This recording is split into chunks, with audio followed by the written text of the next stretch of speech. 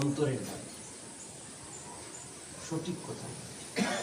আমাদের মোহতারাম আমিরে জামাত আপনারা লক্ষ্য করেছেন, শাহেখের চরমনের দরবারে দিয়েছেন, যেখানে যেখানে যাওয়ার সব জায়গায় দৌড়াদৌড়ি করছেন যাতে ইসলামে দলগুলোর মধ্যে একটা ঐক্য তৈরি, এবং একথা ঘোষণা করেছেন যে আমরা বড় দল হিসেবে যত নিচে নামা দরকার আমরা নামবো, তবুও আমরা ঐক্য চাই। বাস্তবতা শেষ করতে আমাদের ইমাম করবেন,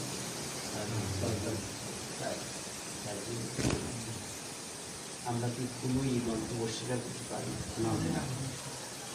কোরআন একটা, হাদিস একটা, ইমাম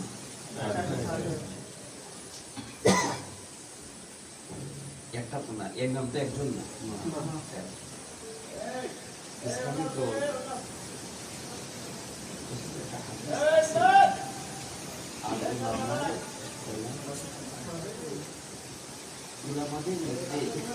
মৌলিক বিষয়ে কিন্তু কোনো একটা না, নামাজ ফজরে পড়ে থাকে, জুহরে ফরজ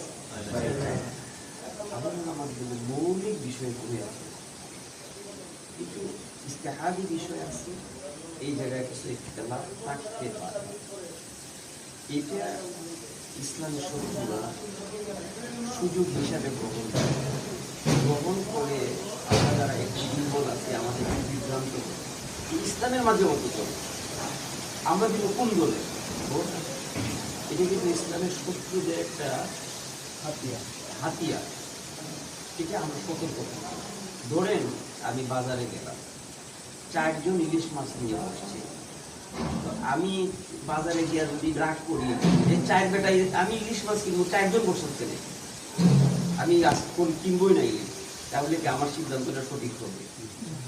বরঞ্চ আমি 4 জন বসাতে সুবিধা হয়েছে, আমি যাচাই বাছাই করি কোনটা ভালো, কোনটা পদ্মার ইলিশ, কোনটা দামে সস্তা, এটা নিতে পারবো না। এই জন্য যাচাই বাছাই করার জন্য ইমাম যখন 4 জন আছে, ইসলামেও যদি আমরা যদি ঐক্য নাও হইতে পারি একান্ত কোনো কারণে, আমরা মন ভাঙা হবে না, আমরা হতাশ হব না, আমরা যাচাই বাছাই করি, আমরা দেখব কোন ইসলামী দলটার মধ্যে সৎ এবং যোগ্য লোক রয়েছে, আমরা ওইটাকে সকল সেক্টরের লোক আছে।